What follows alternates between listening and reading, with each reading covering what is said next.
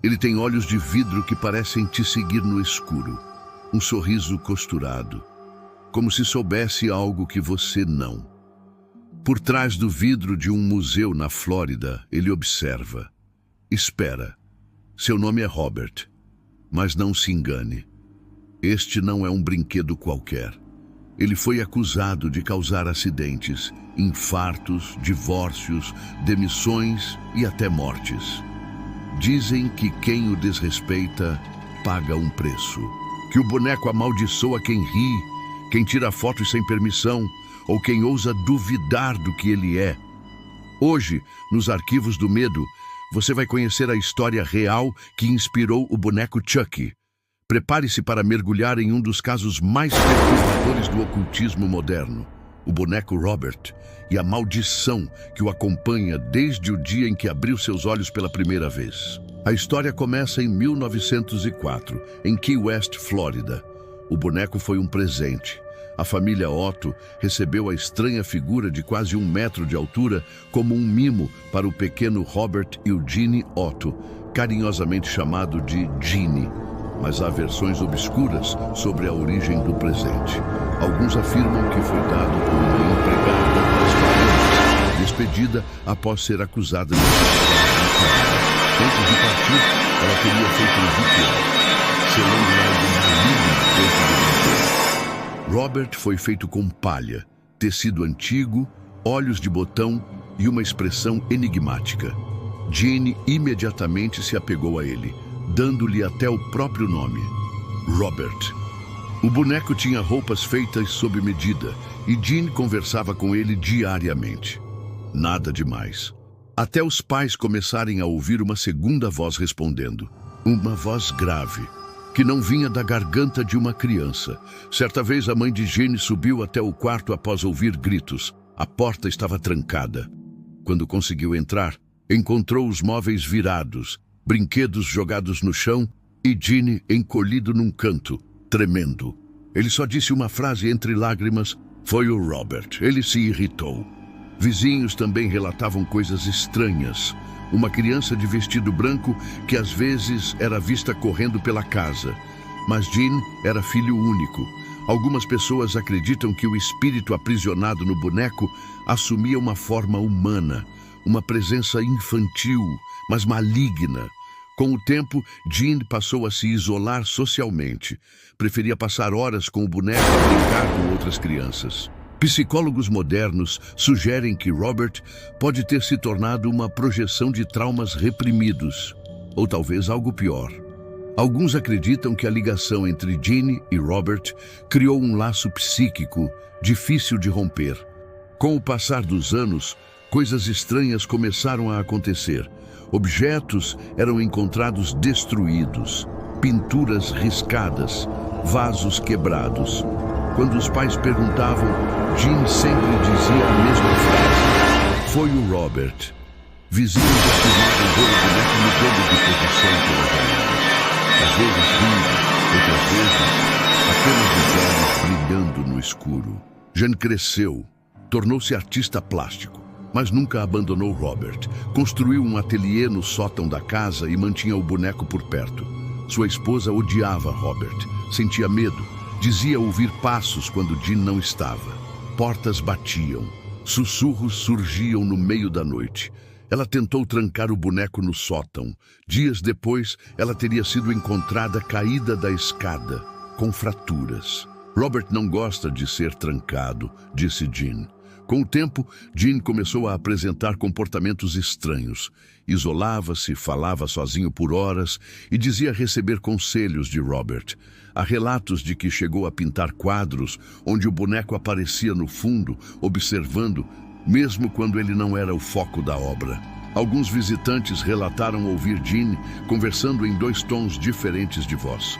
Um agudo e infantil, outro rouco e sinistro. Como se estivesse, de fato, mantendo um diálogo. Relatos ainda mais perturbadores surgiram após a morte de Gene.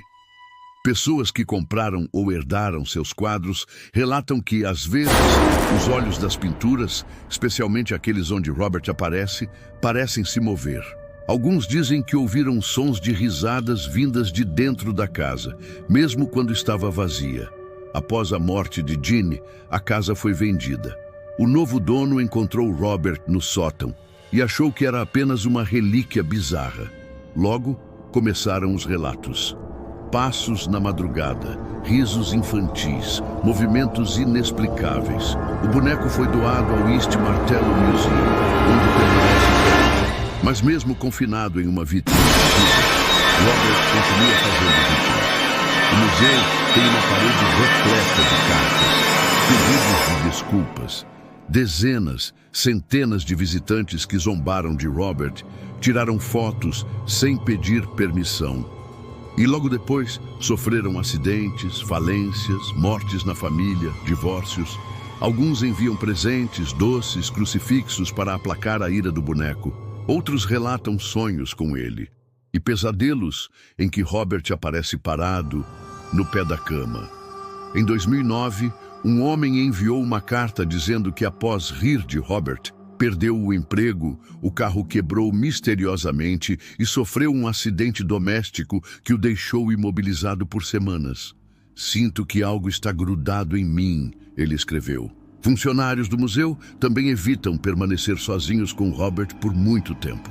Há sensores que detectam movimento e mesmo quando o museu está vazio, eles ativam. Câmeras de segurança registram mudanças na expressão do boneco. Alguns juram que o viram piscar. Há também relatos de guias turísticos que desmaiaram ao se aproximar demais do boneco. Outros disseram ouvir o nome de Robert sussurrado no escuro, sem que ninguém estivesse por perto. Um guia abandonou o emprego após alegar que o boneco apareceu sentado fora da vitrine, mesmo com todas as travas intactas na manhã seguinte. Pesquisadores paranormais já investigaram o local. Muitos saíram com equipamentos danificados, gravações corrompidas e sintomas físicos inexplicáveis. Um deles descreveu a sensação como estar sendo observado por algo que não queria ser incomodado. A história de Robert, ao longo dos anos, não ficou restrita apenas ao campo das lendas e dos relatos sobrenaturais. Ela ultrapassou as fronteiras da realidade, ganhando vida própria na cultura popular. Nos anos 80, a história de Robert foi uma das grandes inspirações para o roteirista Don Mancini, criador do famoso filme Child's Play, conhecido no Brasil como Brinquedo Assassino. Embora o personagem de Chuck seja mais violento e irreverente, a essência está lá. A ideia central é a mesma, um boneco possuído com uma alma sombria, sendo um agente de terror e violência. A ideia de um brinquedo inofensivo, ou aparentemente inofensivo, sendo capaz de matar e espalhar o caos, é um reflexo da própria história de Robert. De alguma forma, a figura de Robert parecia já antecipar essa ideia de que brinquedos poderiam se tornar algo muito mais maligno do que uma simples diversão infantil. E Robert não parou de fazer parte da cultura pop depois disso. Ao longo das décadas seguintes, sua história foi sendo contada em documentários, livros e reportagens sobre o sobrenatural. Em 2015, o filme Robert the Doll foi lançado abordando diretamente a história do boneco e seus poderes sombrios. O filme trouxe um olhar mais aprofundado sobre sua origem e suas interações com as vítimas, colocando Robert no centro de um enredo de terror psicológico. O filme foi tão impactante que gerou sequências, consolidando o boneco como um dos ícones do terror psicológico moderno. Além disso, Robert tornou-se um personagem recorrente em vários fóruns sobre objetos amaldiçoados, onde é frequentemente comparado com outros itens do gênero, como a boneca Annabelle e a cadeira de Busby, que também estão no panteão de artefatos terríveis. Ele aparece em listas de objetos amaldiçoados mais perigosos do mundo, ao lado de figuras como essas. Robert também foi uma das inspirações para outros filmes e séries de terror que exploram brinquedos amaldiçoados e entidades malignas. Seu impacto na mídia é tão grande que até hoje, quando surgem histórias de outros brinquedos possuídos ou objetos amaldiçoados, a sombra de Robert está sempre presente, como se ele fosse o padrão para o que um brinquedo de terror deve ser. Ainda na cultura pop, Robert começou a ser explorado em vídeos de YouTubers e influenciadores digitais que buscam explorar o sobrenatural. Muitos tentam interagir com o boneco, seja tentando filmá-lo no museu, seja tentando se comunicar com ele de alguma forma. O objetivo, claro, é o mesmo de sempre: ganhar visualizações e engajamento com um conteúdo assustador. Mas o preço que alguns pagam por isso é mais do que financeiro. Muitos YouTubers que tentam realizar esses desafios relatam experiências extremamente perturbadoras. Equipamentos eletrônicos são danificados, áudios corrompidos, luzes piscando sem explicação. Esses vídeos alimentam o ciclo de curiosidade sobre o boneco, mas também alimentam o mito de que aqueles que se aproximam de Robert podem sofrer as consequências de suas ações. A relação de Robert com o mundo dos influenciadores digitais também provocou discussões sobre os limites entre entretenimento e o respeito às crenças espirituais e ao ocultismo. Especialistas em ocultismo apontam Robert como um exemplo clássico de objeto âncora, itens que servem como receptáculos para energias espirituais ou entidades. De acordo com essas crenças, objetos como Robert podem funcionar como um portão para manifestações paranormais, sendo capazes de amplificar o poder de entidades malignas. A constante exploração da história de Robert na cultura pop, seja em filmes, seja em vídeos e discussões em fóruns, mantém sua aura de mistério e medo viva. Mas, ao mesmo tempo, ela transforma Robert de uma simples figura de terror local em uma verdadeira lenda global. Ele se tornou um ícone do medo, algo que vai além do objeto físico, ultrapassando os limites de sua própria existência e se tornando um símbolo do desconhecido e do sobrenatural, capaz de despertar tanto fascínio quanto temor. Mas a pergunta que persiste e que ressoa em muitos dos que se deparam com sua história é: Robert é realmente possuído? Ou é o medo coletivo que alimenta e intensifica a maldição que ele carrega? Se você acha que tudo isso é só folclore, lembre-se que os olhos de Robert já encararam milhares de visitantes.